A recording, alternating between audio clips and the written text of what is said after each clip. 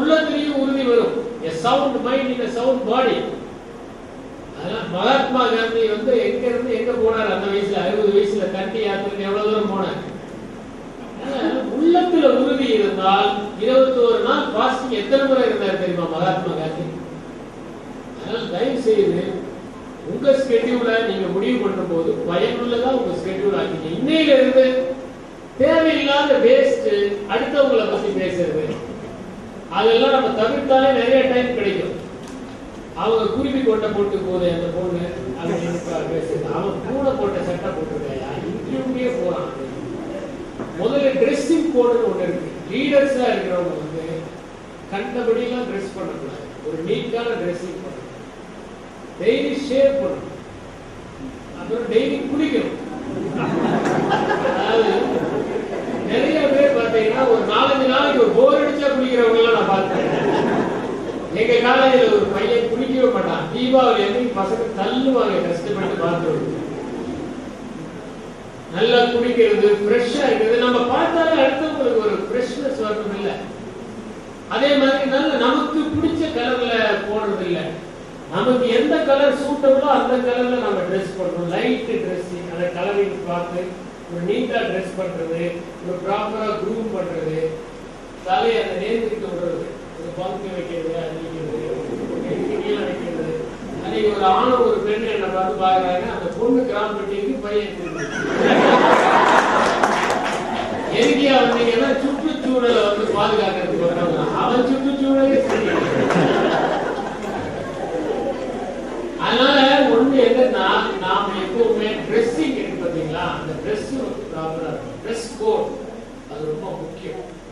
ஒரு பப்ளிக் மேடையில நாம எப்படி ட்ரெஸ் பண்ணணுமோ அப்படி ட்ரெஸ் பண்ணணும். அதே மாதிரி நாம வந்து ஒரு டெக்கோரத்தோட சாப்பிடணும். சாப்பிடும்போது பாத்தீங்கன்னா நிறைய பேர் வந்து சாப்பிடுறத பாத்தீங்கன்னா இதுவரைக்கும் அவங்க சாப்பிட்டதே இல்லையோ அப்படின்னு நினைக்கிற மாதிரி இருக்கும். எல்லாரும் சாப்பிட ஆரம்பிச்ச பிறகுதான் நம்ம சாப்பிடணும். அப்புறம் பஃபே சிஸ்டம் அப்படின்னு வச்சிருந்தாங்கன்னா கொஞ்சம் கொஞ்சமா தான் போட்டுட்டு வரணும். முதல்லயே அப்படியே நிரப்பிடுறது, பிளேட்லயே ஒரு நிரப்பிட்டு அந்த போன்ஸ் எல்லாம் சாப்பிட்டு முடிச்சது ஒரு குருஷேத்திர யுத்தம் நடந்த மாதிரி அந்த மாதிரி இல்லாம கொஞ்சம் கொஞ்சமா போடணும். இது மாதிரி அரை வயிறு சாப்பிடணும், கால் வயிறு தண்ணி சாப்பிடணும், தண்ணி குடிக்கணும், அந்த மாதிரி விஷயங்கள். அதே மாதிரி வந்து பாத்தீங்கன்னா நம்மளுடைய புத்தகங்களை ஹேண்டில் பண்ற விதம் இருக்குல்ல, அது ரொம்ப மென்மையா ஹேண்டில் பண்ணணும். சில பேர் என்ன பண்றாங்கன்னா இந்த கட்டில கொடுத்துட்டு புத்தகத்தை கீழே வச்சு படிக்கிறது, அப்புறம் அதுலயே பச்சி சாப்பிட்டு அதுலயே அவன் அந்த புத்தகத்தை அப்படியே திருப்பி வச்சுட்டு அவன் போயிடுவான் குடிக்கிறது. அந்த புத்தகம் ஐயோ அம்மானு கருத்தம். புத்தகத்தை கையாளுறது, பொருட்களை கையாளுறது, அதெல்லாம் ஒரு நளினம். நீங்க பாருங்க, வெற்றி பெற்றவர்கள் எல்லாருமே இந்த மாதிரி விஷயத்த ஒரு நளினமா கையாளுவாங்க, ஒரு மென்மையா கையாளுவாங்க. சில பேர் தண்ணி குடிச்சா யானை தண்ணி குடிக்கிற மாதிரி இருக்கும். சில பேர் சாப்பிடும் போது முழங்கை வரைக்கும் வாய்க்குள்ள போயிடும். இதெல்லாம் யாரும் சொல்லி தரது இல்லை. நான் சொல்றேன், தயவு செய்து தப்பா எடுத்துக்காதீங்க. பல் துலக்குவதை நம்மளுக்கு பள்ளிக்கூடத்துல சொல்லி கொடுக்கறது இல்லை.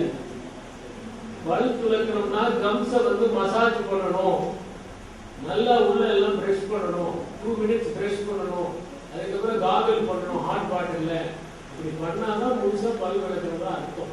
நிறைய பேருக்கு இது தெரியல. சில பேர் பக்கத்துக்கு சேஃப் டிஸ்டன்ஸ் மெயின்டைன் பண்ண வேண்டியதாவே. ஒரு அரசன் வந்து அவன் எதிரி பார்த்து சொன்னான், ஏடா நீ என்ன பெரிய அரசன், வாயிலே ஸ்மெல் தாங்க முடியல. அவன் திரும்பி வந்து பொன்னாடி கூட்டு ஓகி ஒரு அடி அடிச்சான்.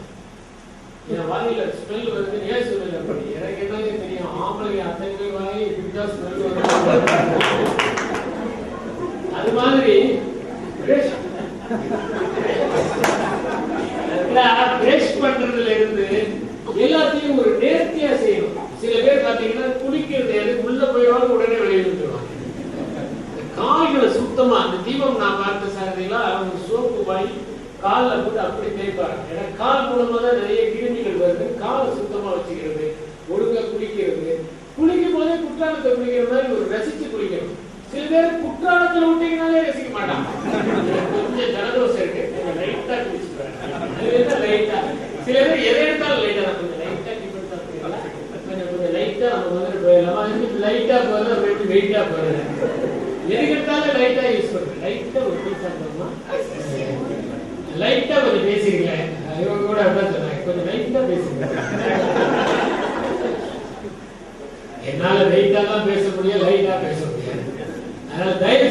உங்களுடைய வாழ்க்கை இன்னையிலிருந்து, இந்த நொடியிலிருந்து ஒரு செம்மைப்படுத்திங்க.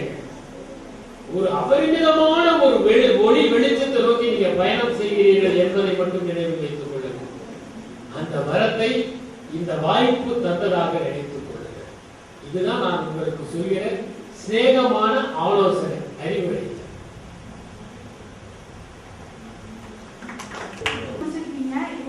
ஒரு டிகிரி முடிக்கிறதே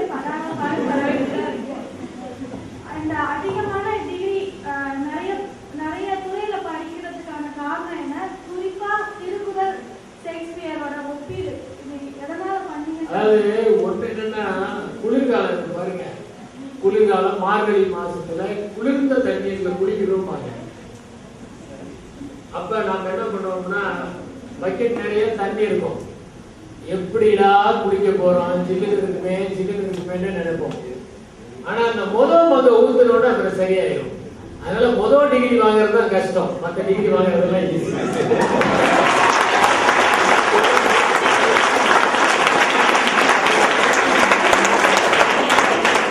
அதாவது லாவோட்சு அப்படிங்கிற ஞானி ஒரு அழகான ஒரு பொன்மொழியை சொன்னாரு.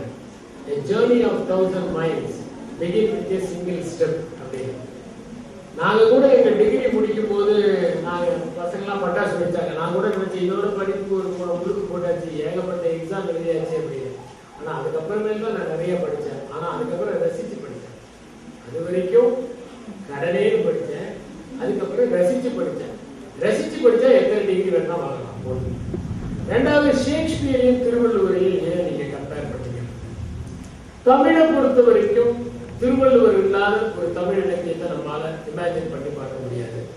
அதே மாதிரி ஆங்கிலத்தை பொறுத்த வரைக்கும் ஷேக்ஸ்பியர் இல்லாத ஆங்கில இலக்கியத்தை பார்க்க முடியாது. நான் ரெண்டு பேரையும் தனித்தனியா படிக்கும் போது அவங்க ரெண்டு பேருக்குள்ள நிறைய பேரலல்ஸ் இருக்கிறத உணர்ந்தேன். அதனால இந்த ரெண்டையும் ஒப்பிட்டு ஒரு பண்ணணும்னு நினைச்சேன். அதனால பண்ணனே இப்ப அந்த புத்தகமா உருவாயிருக்கு.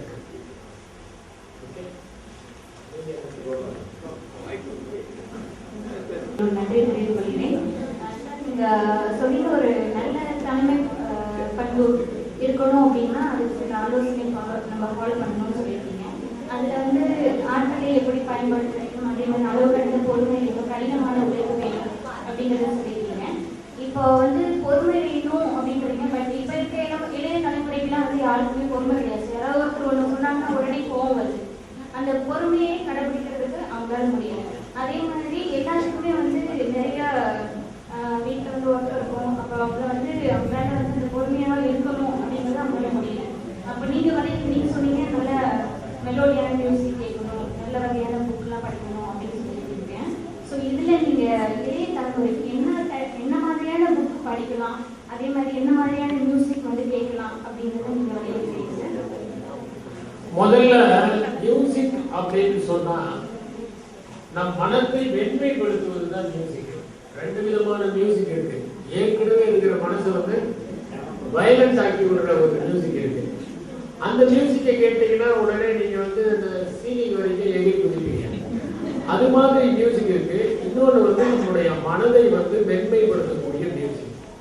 மென்மைப்படுத்தக்கூடிய மியூசிக் கேட்டீங்கன்னா, இப்போ உதாரணத்துக்கு சொல்றாங்க, சிம்பனிஸ் எல்லாம் கேட்டீங்கன்னா உங்களுடைய மெமரி பவர் இன்க்ரீஸ் ஆகுதுன்னு சொல்றாங்க. பீத்தோவன், மொசார்ட், ஷூபர்ட், பேக், ஷகாவ்ஸ்கி இவங்களுடைய மியூசிக்லாம் கேட்டீங்கன்னா உங்களுடைய ஞாபக சக்தி அதிகரிக்குது அப்படின்னு சொல்றாங்க. So classical music, western, eastern, Hindustani எதனா கேளுங்க. அதே மாதிரி மெலோடியஸா செமி கிளாசிக்கல் படங்கள் கேளுங்க. தமிழ் இசையில மென்மையான பாடல்கள் நிறைய இருக்கின்றன, அதை கேளுங்க. அதை கேட்டீங்கன்னா உங்களை அறியாம உங்களுக்கு ஒரு பொறுமையும் நிதானமும் வரும், உங்களுக்குள்ள ஒரு அமைதி வரும். உங்க மனசு வந்து ஒரு சலனமில்லாத ஏரிய போல ஆகும். ரெண்டாவது, மிகச்சிறந்த செவ்வியல் இலக்கியங்களை படிங்க. அது மூலம் உங்களுடைய மொழி வளமை. ஒரு முக்கியமான விஷயம் என்னன்னா, அவங்க சொல்லி கொடுத்துருப்பாங்கிறதுனால தான் நான் சொல்லல. எலிக்ஸ் சொல்லியிருப்பாங்க, எலிக்ஸ் சொல்லி கொடுத்துருப்பாங்கன்னு நான் சொல்லல. அது என்னன்னா கம்யூனிகேஷன் ஸ்கில்ஸ். இன்னைக்கு ரொம்ப தேவை வந்து கம்யூனிகேஷன் ஸ்கில்ஸ். ஒரு தலைமை பண்பு வேணும்னா நீங்க நல்லா பேசக்கூடியவங்களா இருக்கும், கம்யூனிகேட் பண்றவங்களா இருக்கும். அது மட்டும் இல்ல, நீங்க பேசுவதில் உண்மைத்தன்மை இருக்கணும், அது ரொம்ப முக்கியம். இந்த கம்யூனிகேஷன் ஸ்கில்ஸை வந்து நீங்க வளர்த்துக்கிறதுக்கு நீங்க கிளாசிக்கல்ஸ் படிக்கணும், அதே மாதிரி ஹிஸ்டரி படிக்கணும். ஹிஸ்டரி வந்து நிறைய வாசிக்கிறது ரொம்ப அவசியம். சயின்ஸ் வாசிக்கணும். இன்னும் சொல்ல போனா ஒரு நல்ல பேச்சுன்னா என்னன்னா அதுல கொஞ்சம் சயின்ஸ் இருக்கணும், கொஞ்சம் லிட்ரேச்சர் இருக்கணும், கொஞ்சம் ஹிஸ்டரி இருக்கணும், கொஞ்சம் மேத்தமேட்டிக்ஸ் இருக்கணும். இதெல்லாம் இருந்தால் தான் அது வந்து ஒரு நல்ல பேச்சு. அது மாதிரி பல விஷயங்களை படிக்கும் போது பாத்தீங்கன்னா உங்களை அறியாமலேயே ஒண்ணுமில்லை, பல வருஷக்கணக்கா வந்து முயற்சி பண்ணி ஒரு சயின்ஸுக்காக போராடி சிலதை கண்டுபிடிச்சிருக்காங்க. அதை படிக்கும் போதே நமக்கு பொறுமை வந்து ஒரு ப்ராப்ளத்துக்கு வந்து சொல்யூஷன் கண்டுபிடிக்கிறதுக்கு பல ஆண்டுகள் போராடி இருக்காங்க. அதை படித்தாலே நமக்கு பொறுமை வந்து. அதனால வாசிப்பு என்பது உயர்ந்த நூல்களை வாசிக்க வேண்டும். நாவல்கள் வாசிக்கலாம், தப்பு கிடையாது. ஆனால் தலை சிறந்த நாவல்கள் வாசிக்கலாம். சார்ல்ஸ் டிக்கன்ஸ் மாதிரி இருக்கிறவங்க, ஜேன் ஆஸ்டன் மாதிரி இருக்கிறவங்க எழுதுன நாவல், சிறுகதைகள், இந்த மாதிரி வாசிக்கணும். அப்படி வாசிச்சானா நமக்கு வந்து உலகத்தை பத்தி ஒரு பரிச்சயம் ஏற்படும். அப்படி நீங்க வாசிக்க ஆரம்பிச்சீங்கன்னா என்ன ஆகுதுன்னா உங்களை அறியாமலே உங்களுக்கு இன்னும் அதுக்கப்புறம் என்ன ஆகுதுன்னா வாசிக்கிறது ஒரு அப்படியே ஒரு தீ பிடிக்கிற மாதிரி, அதுல ஒரு அடிக்ஷன் மாதிரி ஆயிடும். அதுக்கப்புறமே உங்க பக்கத்துல எந்த படம் வந்தாலும் நீங்க உள்ளே போக மாட்டீங்க. நீங்க பாட்டு நீங்க வாசிச்சுட்டே இருப்பீங்க, உங்களை நீங்க விரிவுபடுத்திக்கிட்டே இருப்பீங்க. அதனால நல்ல புத்தகங்கள், நல்ல இசை, நல்ல நண்பர்கள். ஒரு ரொம்ப முக்கியமான ஒண்ணு என்னன்னா உங்க பக்கத்துல யார் உட்கார்றாங்கிறத உங்களை தீர்மானிக்க போறாங்க. கிளாஸ் ரூம்ல யார் உட்கார்றாங்கிறது தான் உங்களை தீர்மானிக்க போகுது. பக்கத்துல உட்கார்ந்து லைஃப் பார்ட்னர் ஆனவங்களும் இருக்கிறாங்க, ஜன்ம விரோதிகளானவங்களும் இருக்கிறாங்க. அதனால பக்கத்துல மாதிரி நல்ல நண்பர்களை தேர்ந்தெடுக்கிறது ரொம்ப ரொம்ப அவசியம். அந்த நல்ல நண்பர்கள் எப்படி இருக்கணும்? நம்ம விட அறிவாளியா இருக்கும், நம்மளை விட திறமைசாலியா இருக்கும், நம்மளை விட ஒரு முட்டாள வச்சுக்கிட்டு நம்மளை விட நிறைய அவங்ககிட்ட இருந்து நம்ம கத்துக்கிற மாதிரி இருக்கணும். ஓ, இது இந்த புக்கு படிக்கிறானா, இது எப்படி படிக்கிறது அப்படின்னு அவங்ககிட்ட கத்துக்கிற மாதிரி இருக்கணும். அவனை விட ஏதாவது ஒரு பண்புல நீங்க மேலோங்கி இருக்கணும். அப்பதான் அவன் உங்களோட இருப்பான். அந்த மாதிரி நல்ல நட்பு வட்டம், நல்ல ஆலோசனை, நல்ல பெரியவங்களை பார்த்தா அவங்ககிட்ட போய் அவங்க வாழ்க்கையை பத்தி எல்லாம் கேட்கணும். நீங்க பெரியவங்க அந்த பெருசு என்ன சொல்றது, பெருசுகிட்ட போய் உட்காந்தீங்கன்னா அவர் சுதந்திரத்துக்கு முன்னாடி நடந்ததெல்லாம் ரொம்ப சுவாரஸ்யமா சொல்லுவார். எங்க தாத்தா சொன்ன கதை எனக்கு நீங்க வாழ்க்கையில ஒரு உபயோகமா இருக்கு. எங்க அப்பா தான் இந்த கதையை எனக்கு சொன்னார். ஒவ்வொன்றுமே இந்த மாதிரி நம்ம கேட்கணும், கவனிக்கணும். இதெல்லாம் தான் உங்களுடைய மனதை வந்து மேன்மைப்படுத்தக்கூடிய விஷயங்கள், மேன்மைப்படுத்தக்கூடிய விஷயம். நான் இந்த கேள்வி கேட்கறது தப்பா நினைச்சுக்காதீங்க. நீங்க வந்து தலைவராக இருக்கிறவங்க வழியை உணரணும்னு சொல்லுவீங்க. அந்த வகையில இங்க இருக்க எல்லாருமே கொடுத்து வச்சவங்க தான். தமிழ்நாட்டுல பிறந்தவங்க மாதிரி வழியை தாங்கிக்கிறது வேற யாரும் இல்லைன்னு நினைக்கிறேன். ஏன்னா தமிழ்நாட்டினுடைய நிலைமை அந்த மாதிரி இருக்கு. ரெண்டாவது வந்து தலைவர்கள் தலைவரான பிறகு எப்படி நடந்துக்கணும்னு கொஞ்சம் சொன்னீங்கன்னா எல்லாருக்குமே உதவியா இருக்குன்னு நினைக்கிறேன். ஏன்னா நீங்க மக்கள்கிட்ட போகணும், குரலை கம்மியா கொடுக்கணும், அதிகம் கேட்கணும்னு சொன்னீங்க. அது மாதிரி நடந்துக்கிறாங்க. தலைவர்கள் ஆனது பிறகு காதே அவங்களுக்கு கேட்கறது இல்லையோன்னு ஒரு சூழ்நிலை இருக்கு. அதை பத்தி என்ன நினைக்கிறீங்க? தமிழ்நாட்டை பத்தி நான் எந்த கமெண்ட்டும் பாஸ் பண்ண முடியாது. ஆனா பொதுவா நான் சொல்ல விரும்புறது என்னன்னா, எல்லாருமே ஒரு வழி அனுபவிச்சாக்க அந்த வழி நமக்கும் வந்து அதை நம்ம பெருசா எடுத்துக்கிறது இல்லை. ஒருத்தன் ஒரு ஊருக்கு போறான், தான் சொந்த ஊருக்கு தான் போறான். ஊருக்கு திரும்பி போயிட்டு இருக்கிறான், தான் சொந்த ஊருக்கு போயிட்டு இருக்கிறான். போகும்போது சொந்த ஊருக்குள்ள நுழைஞ்சோடனே ஒருத்தன் ஓடி வரான். ஓடி வந்து, டேய் உன் வீடு பத்தி எடுத்துச்சா அப்படிங்கிறான். அப்படியா அப்படின்னு பக்கத்து வீடு அதுவும் எழுதி போச்சுடா, நம்ம தெருவே எழுதி போச்சுடா அப்படிங்கிறான். எல்லாருக்கும் வந்தா அது வழி இல்லை, நமக்கு வரதான் வந்து. ஓகே. ரெண்டாவது, நான் சொல்லுவது வெறும் அரசியல் தலைமையை பற்றி அல்ல, ஒரு நிறுவனத்து தலைமை. எல்லாருமே ஒரு குடும்பத்திலே இருக்கிற ஒரு குடும்ப தலைவர் என்ன பண்ணணும்? நிறைய குடும்ப தலைவர்கள் எனக்கு தெரிஞ்சு வீட்டுல இருக்கிற எல்லாருக்கும் தீபாவளிக்கு துணி எடுத்து கொடுத்துட்டு அவங்க எடுத்துக்காம இருக்கிறவங்க பாருங்க. எல்லாரும் சாப்பிட்ட பிறகு சாப்பிடுறதுதான் தாய். அதனாலதான் ஒரு குடும்ப தலைவி ஒருத்தர் எழுதினாரு, ஒழுகும் கூரையின் கீழ் தன் குழந்தை நனைந்து விடாமல் இருக்க முதுகையே கூடாரமாக்கினாள் தாய். அப்படியும் அந்த குழந்தை நினைந்தது. காரணம் அவள் கண்ணீர். அது மாதிரி நாம என்னென்ன எல்லா நிலைமையிலையும் இப்போ ஜப்பான்ல பொறுத்த வரைக்கும் அங்க நிர்வாக அமைப்பு எப்படின்னாக்க அந்த வெர்டிகல் லாயல்ட்டி தான் ரொம்ப அதிகம், ஹரிசாண்டல் லாயல்ட்டி விட. இப்போ நாம என்ன பண்ணுவோம், ஜெனரல் மேனேஜர்ஸ் 4 பேர் இருக்காங்கன்னா இந்த ஜெனரல் மேனேஜர் அந்த ஜெனரல் மேனேஜர் அந்த ஜெனரல் 4 ஜெனரல் மேனேஜர் ஒன்னா லஞ்ச் சாப்பிடுவாங்க. ஜப்பான் அப்படி கிடையாது. அந்த ஜெனரல் மேனேஜர் அவர் கீழே இருக்கிற ஃபோர்மேன் அவர் கீழே இருக்கிறவங்க எல்லாம் வெர்டிகல் இன்டெகிரேஷன் அதிகம். அதனாலதான் அங்க பிரெயின் ஸ்டார்மிங்கிற செஷன் ஏற்பட்டது. பிரெயின் ஸ்டார்மிங்கிறது எதுக்காக, குவாலிட்டி கண்ட்ரோல்ங்கிறது எதுக்காக, எல்லாருடைய குரலையும் கேட்பதற்காக. எந்த நிறுவனத்திலையும் ஆலோசனைகளை கேட்டால் தான் நாம் அந்த நிறுவனத்தை வடிவமைக்க முடியும். பாபர் ஜெயிச்சது காரணம் என்னன்னா படை வீரர்கள் எல்லாருடைய யோசனையும் கேட்பாரு, அதனாலதான் அவர் ஜெயிச்சார். தைமூர் ஜெயிச்சது காரணம் எல்லாருடைய யோசனையும் கேட்பாரு. கம்பர் எழுதுறாரு, ராமர் என்ன பண்ணுவாருன்னா போகும்போது எய்தாம் வரவங்க இவர் முந்திக்கிட்டு நல்லா இருக்கீங்களான்னு கேட்பாரு. ஏன்னா அவங்க பயப்படுவாங்க குடிமக்கள். அதனால இவர் முந்திக்கிட்டு நீங்க நல்லா இருக்கீங்களா, குடும்பத்துல எல்லாம் நல்லா இருக்காங்களா. நாம் அவர்களை பின்பற்றுவோம். அவர்களை பின்பற்றினால்தான் சரித்திரம் நம்மை பாதுகாக்கும். விண்வெளி பூச்சிகளாக மறைந்து விடுபவர்கள் அல்ல நாம், எப்போதுமே துருவ நட்சத்திரமாக துடிக்க வேண்டியவர்கள் அல்லவா நாம். எனவே அவர்களை பின்பற்றுவோம், உன்னதமானவர்களை பின்பற்றுவோம்.